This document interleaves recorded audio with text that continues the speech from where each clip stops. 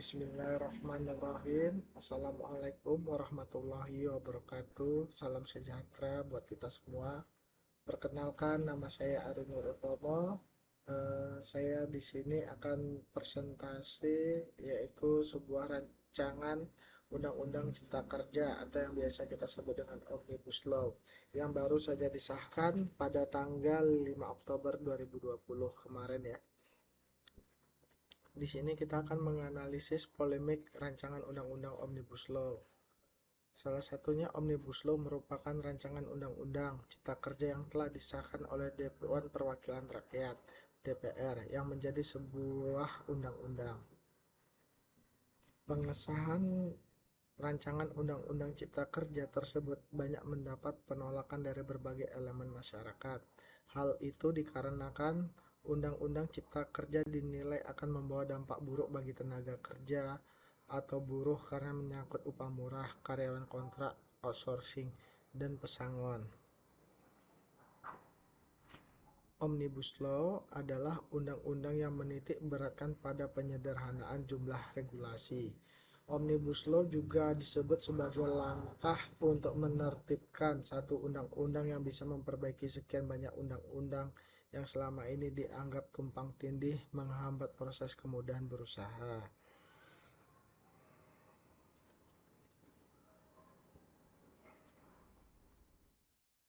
Omnibus Law adalah sebuah konsep produk hukum yang berfungsi untuk mengkonsolidir berbagai tema, materi, subjek, peraturan perundang-undangan pada setiap sektor yang berbeda untuk menjadi produk hukum besar dan holistik, menurut Fahri Bahdim. Nah, secara terminologi, Omnibus Law berasal dari bahasa Latin yang berarti untuk semua. Konteks Omnibus Law adalah hukum yang menyangkut suatu semua atau suatu yang berbentuk satu tujuan. Pemberlakuan Undang-Undang Cipta Kerja akan mengembalikan Indonesia pada rezim upah murah ditambah dengan dihilangkannya upah minimum berdasarkan sektor pada wilayah provinsi, kabupaten, kota karena Undang-Undang Nomor 11 Tahun 2020 menghapus pasal 89, Undang-Undang Nomor 13 Tahun 2003, Undang-Undang Nomor 11 Tahun 2020 menghapus pasal 54 dan 65 Undang-Undang Nomor 13 Tahun 2003. Tujuan Omnibus Law adalah menciptakan lapangan kerja seluas-luasnya. Pasal 3 Undang-Undang Cipta Kerja. Di sini memudahkan perlindungan untuk pemberdayaan UMKM serta perkoperasian.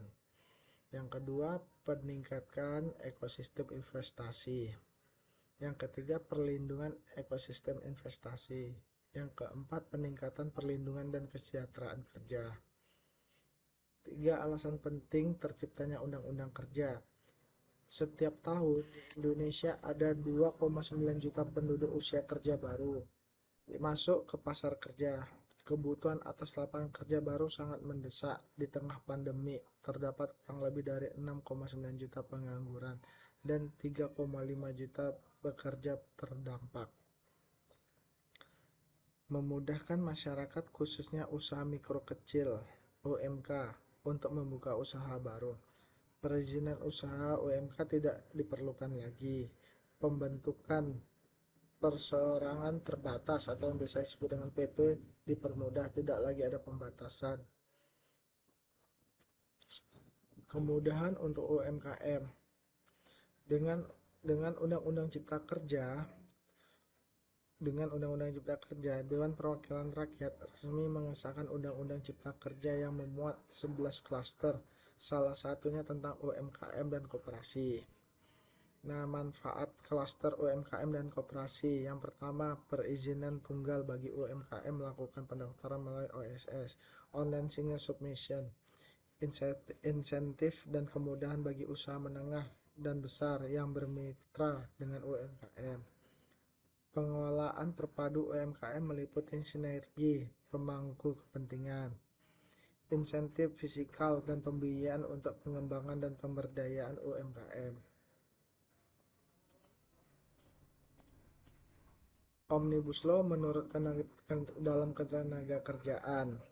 Nah, di sini kekhawatiran Omnibus Law bagi buruh yaitu yang pertama mengurangi nilai pesangon, dihapuskan upah minimum, pembebasan tenaga kerja asing, buruh kasar, penggunaan outsourcing atau ahli daya masih pasif, ancaman hilangan jaminan sosial.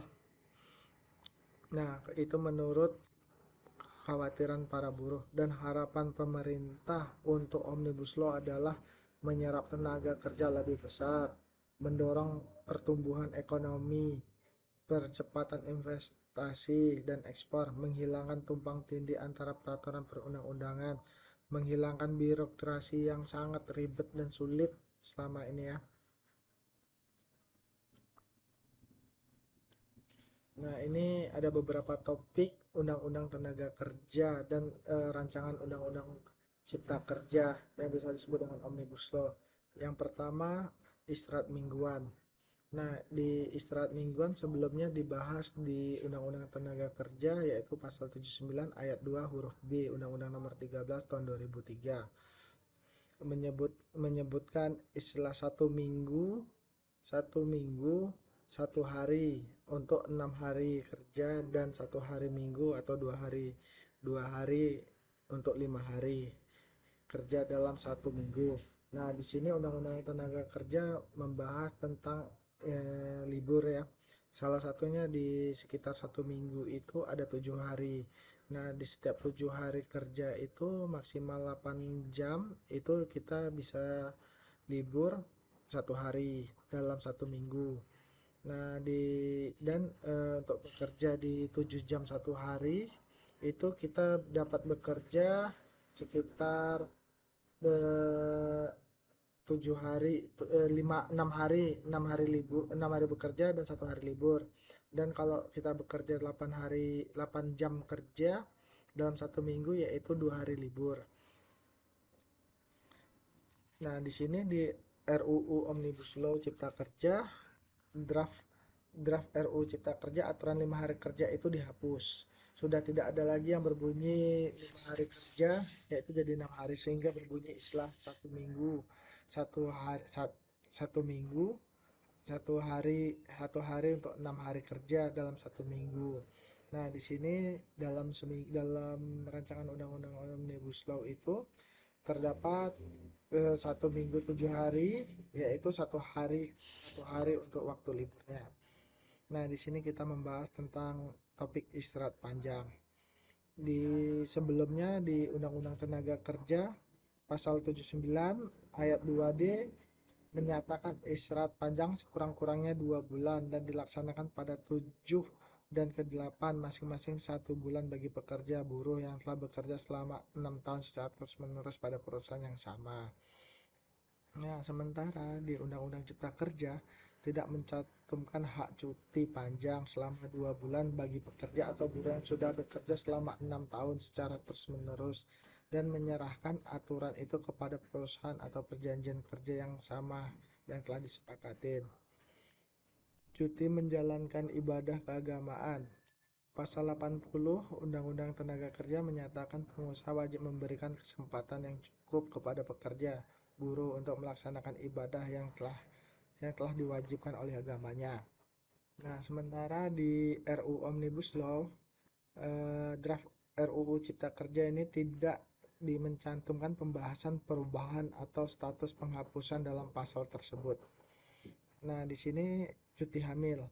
Cuti hamil menurut pasal 82 Undang-Undang Ketenagakerjaan mengatur mekanisme cuti hamil melahirkan bagi pekerja perempuan. Di dalamnya juga termasuk cuti istirahat bagi pekerja atau buruh perempuan yang mengalami keguguran.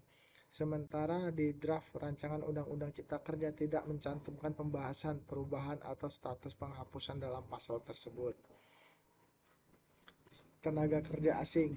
Nah, di sini tenaga kerja asing pasal 42 ayat 1 Undang-Undang Ketenagakerjaan menyatakan setiap pemberi kerja yang memperkerjakan tenaga kerja asing wajib memiliki izin tertulis dari menteri atau penjabat yang ditunjuk. Sementara dalam rancangan Undang-Undang Cipta Kerja, izin tertulis TKA diganti dengan pengesahan rancangan penggunaan TKA.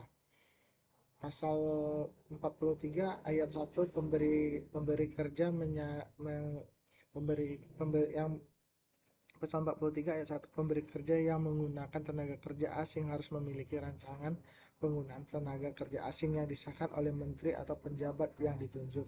Sementara di pasal rancangan undang-undang Omnibus Law pasal 43 mengenai rancangan penggunaan TKA bagi pemberi kerja sebagai syarat mendapat izin kerja, di mana dalam rancangan undang-undang Cipta Kerja informasi terkait periode penggunaan ekspektasi penunjukan tenaga kerja menjadi warga negara Indonesia sebagai mitra kerja ekspatriat dalam rencana penugasan ekspatriat dihapuskan. Ini beberapa ketentuan Undang-Undang Cipta Kerja juga dianggap kontroversi, antara lain terkait pekerjaan kontrak, perjanjian kerja waktu tertentu KPT, upah pesangon, hubungan kerja, mekanisme pemutusan hubungan kerja atau PHK, penyelesaian perselisih hubungan kerja industri, serta jaminan sosial.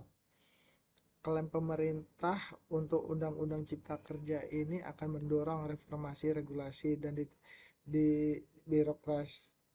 birokratisasi sehingga pelayanan pemerintah akan lebih efisien, mudah, dan pasti dengan adanya penerapan norma, standar, prosedur, kriteria, dan penggunaan sistem elektronik. Terima kasih. Demikian penjelasan saya tentang rancangan Omnibus Law. Lebih dan kurang saya mengucapkan terima kasih. Assalamualaikum warahmatullahi wabarakatuh.